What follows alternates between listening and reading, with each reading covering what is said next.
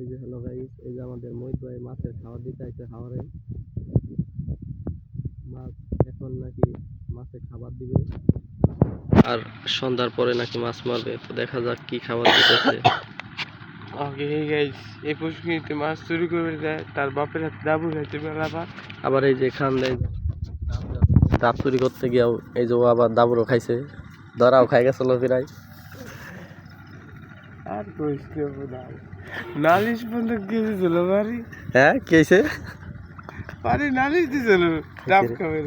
আমার সেনা ঘন্টা মনে হয় আক্রমণ শুরু করছে।